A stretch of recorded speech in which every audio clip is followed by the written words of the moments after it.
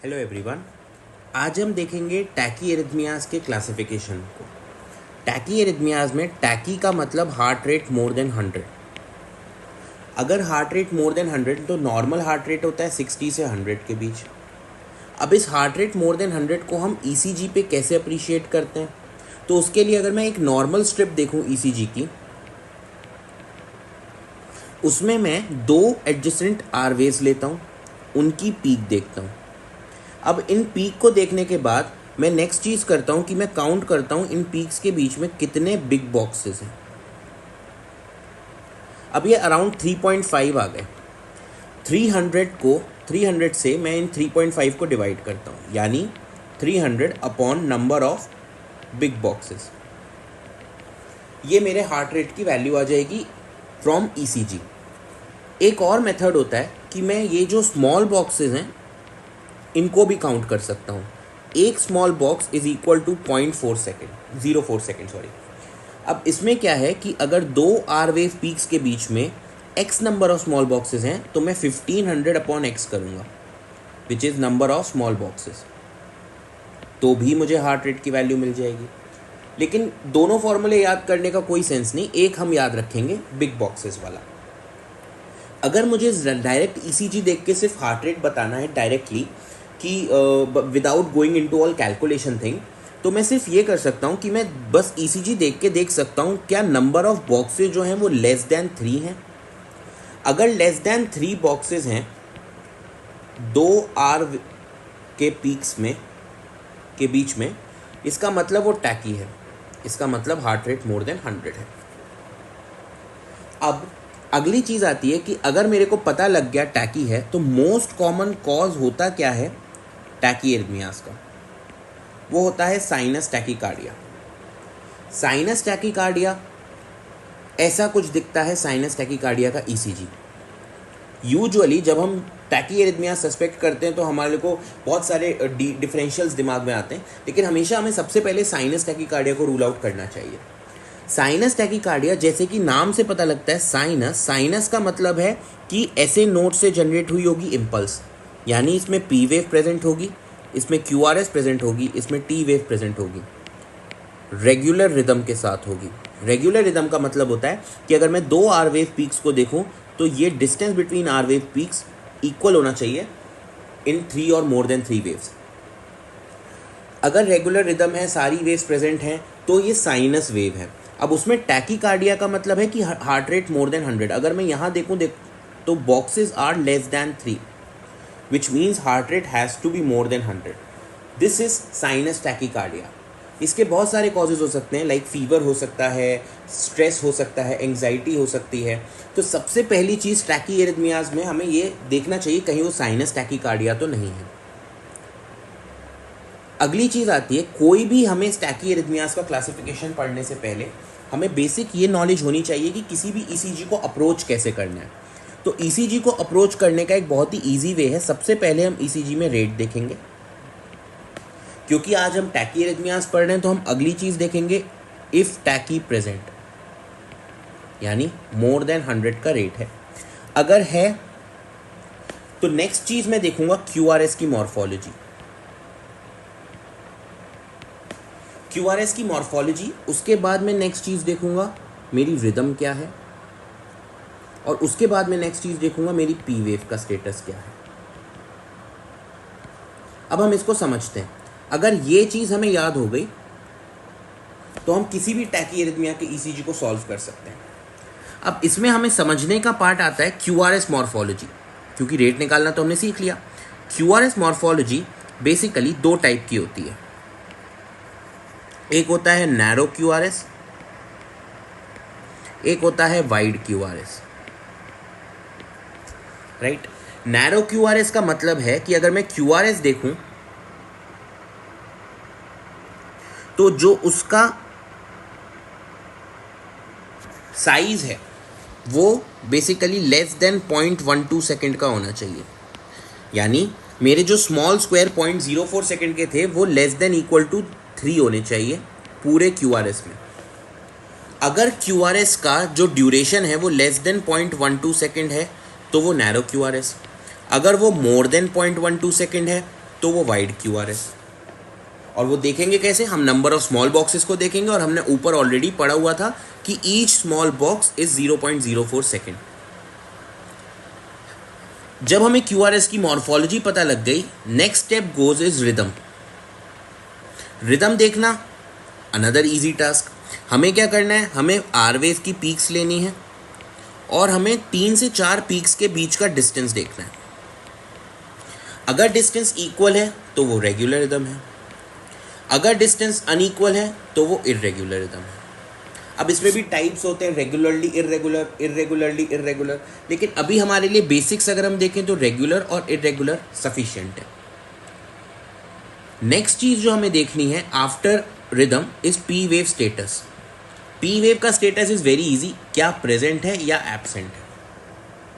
Basics अगर हम बस इतना एक फ्लो चार्ट याद रखेंगे और इन स्टेप्स को फॉलो करेंगे तो हम किसी भी टैकीरिथमिया को क्लासिफाई कर सकते हैं कि वो कौन सा टाइप का है। मूविंग ऑन, अब अगर हम इसी फ्लो चार्ट को यूज करें तो हमारे पास सबसे पहले आता है रेट मोर देन 100। मैं गया QRS मॉर्फोलॉजी, मेरे को मिला नैरो QRS। नैरो QRS, इसको बोलते हैं नैरो QRS टैकीकार्डिया या टैकीरिथमिया। अब मैंने इसको 2 में डिवाइड करा, रिदम रेगुलर, जैसा कि मैंने ऑलरेडी बताया था कि हम QRS मॉर्फोलॉजी के बाद रिदम देखेंगे, और रिदम इर्रेगुलर। अगर रिदम रेगुलर है तो वापस से मैंने उसको 2 में क्लासिफाई करा, P wave present, P wave absent. Similarly rhythm irregular में भी P wave present, P wave absent, right. अब अगर मेरी पी वेव प्रेजेंट है तो बेसिकली ये क्या हो गया, tachyarrhythmia with narrow QRS with regular rhythm with present P wave. ये हो गया आपका AVRT। और अगर मेरी पी वेव एब्सेंट है तो सबका फेवरेट जो बहुत फेमस है वो है PSVT, जिसको हम AVNRT भी कहते हैं। तो PSVT को कैसे डायग्नोस करा, बहुत इजी है PSVT को डायग्नोस करना। हमने देखा रेट मोर देन 100 है, ठीक है, QRS नैरो है, ठीक है, रिदम रेगुलर है, ठीक है, पी वेव एब्सेंट है, ठीक है, ये PSVT है।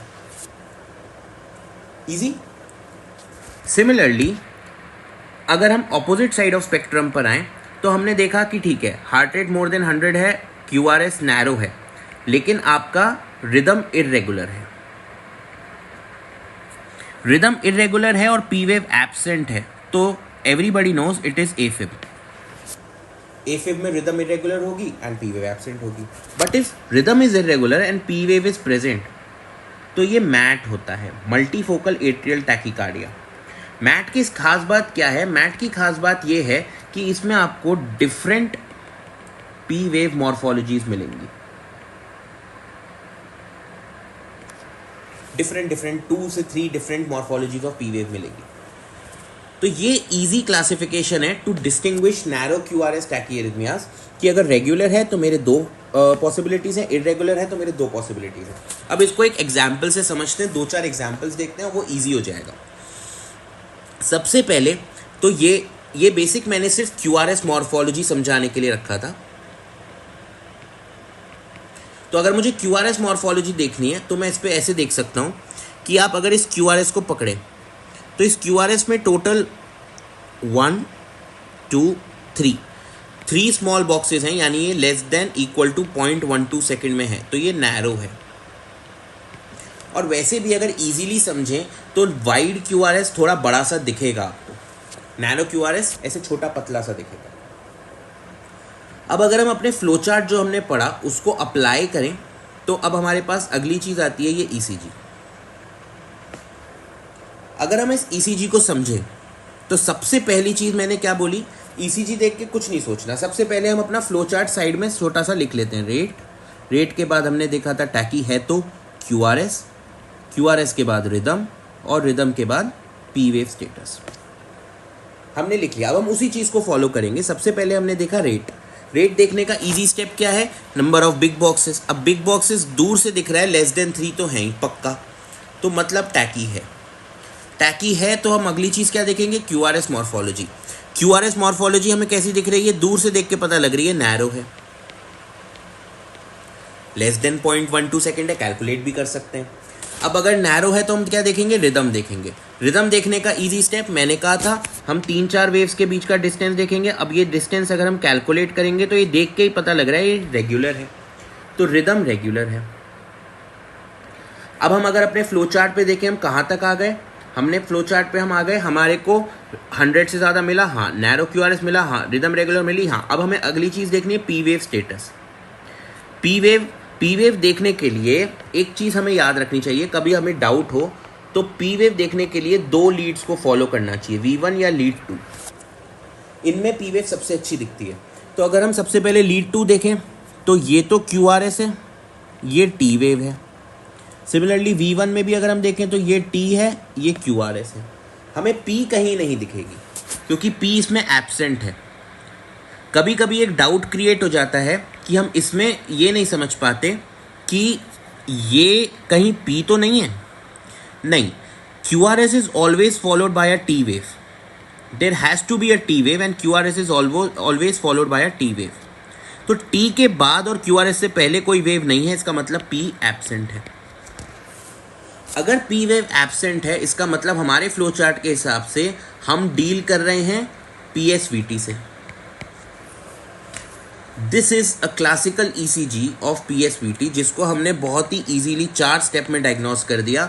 और कैसे करा, सिर्फ अपने फ्लो चार्ट को फॉलो करके कि हमने देखा रेट मोर देन 100 है, बिल्कुल है। QRS नैरो है, हाँ है। रिदम रेगुलर है, हाँ है। पी वेव एब्सेंट है, हाँ है। ये PSVT है।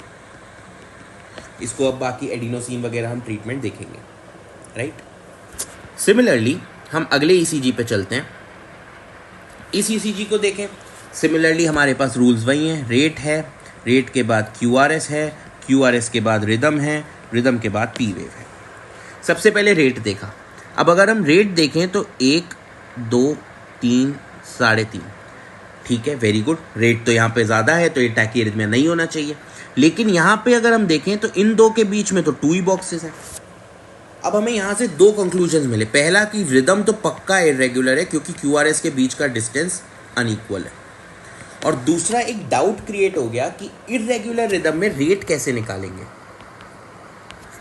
तो इरेगुलर रिदम में रेट निकालने का इजी वे आउट इज कि हम 10 बिग बॉक्सेस को काउंट करें, right. 10 big boxes. 10 big boxes का लॉजिक ये है कि एक big box is equal to 0.2 second, 10 big box is equal to 2 second. 1 minute में कितने 2 सेकेंड आते हैं, 30। अब क्या करेंगे, इन 10 बिग बॉक्स में कितनी आर वेव्स पीक आई, 1, 2, 3, 4। इस 4 को 30 से मल्टीप्लाई कर दो, हार्ट रेट आ जाएगा 120। तो हमने इरेगुलर रिदम में हार्ट रेट कैसे निकाला, हमने 10 बॉक्सेस को काउंट करा, 10 बॉक्सेस में जितनी आर वेव पीक्स आई उनको हमने 30 से मल्टीप्लाई करा, हमारे को हमारा हार्ट रेट मिल जाएगा। तो अगर हम इस फॉर्मूले से देखें तो हमारा हार्ट रेट 120 है, यानी हमारा टैकी तो पक्का है, टैकी है। QRS मॉर्फोलॉजी देख के पता लग रही है ये नैरो है, तो QRS नैरो है। रिदम पहले ही हम उस पर कमेंट कर चुके हैं, इरेगुलर है।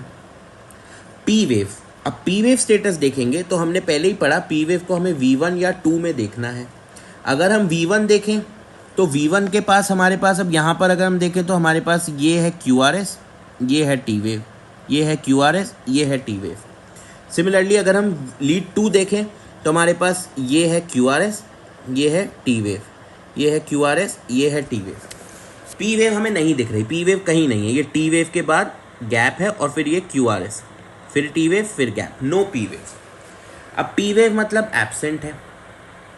अगर P वेव एब्सेंट है तो हम कहाँ पर पहुँचे, हम वापस अपने फ्लो चार्ट पे चलेंगे जो हमने इजी फ्लो चार्ट पढ़ा हुआ है कि हमारे को हार्ट रेट मोर देन 100 मिल गया, नैरो QRS मिल गया, इरेगुलर मिल गया, P वेव एब्सेंट मिल गई, ये AFib है।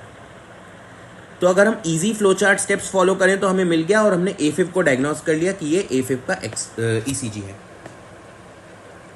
सिमिलरली सेम के साथ हमने पढ़ा था उसी फ्लो चार्ट में, अगर P वेव प्रेजेंट होती तो उसका एग्जाम्पल ये रहा। अब अगर हम इस ECG को देखें तो इसमें रिदम इरेगुलर पता लग रही है तो हार्ट रेट निकालने का तरीका अलग होगा। अगर हम अपने उसी मेथड को फॉलो करें हार्ट रेट निकालने के लिए तो हम देख सकते हैं 1 2 3 4 5 6 7 8 9 10। 10 में कितने आए? 1 2 3 4 5 6 7। ऑलमोस्ट 210 का हार्ट रेट है। टैकी। नेक्स्ट चीज़ QRS नैरो। नेक्स्ट चीज़ हमारे को देखना है रिदम। रिदम हमें पता ही है पहले से, इरेगुलर। और पी वेव। पी वेव ये रही पी वेव।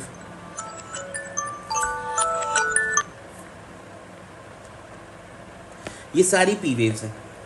तो पी वेव्स और इसके बाद अगर हम देख सकते हैं तो ये फॉलोड बाय टी वेव है। तो ये टी है, ये पी है,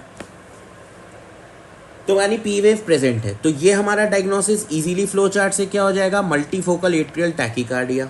कैसे? हम वापस से फ्लो चार्ट पे जाएंगे उसको रिवाइज करने। Very easy. हार्ट रेट 210 था, बिल्कुल सही। नैरो QRS था, हाँ। इरेगुलर था, हाँ। पी वेव प्रेजेंट थी, हाँ। मैट, खत्म। तो नैरो QRS टैकीएरिथमियास को हमने बहुत इजीली क्लासीफाई कर लिया with just 4 steps: rate, QRS, rhythm, P wave. इसको फॉलो करो और हम नैरो QRS को क्लासीफाई करते हैं। नेक्स्ट वीडियो में हम वाइड QRS को क्लासीफाई करेंगे। Thank you.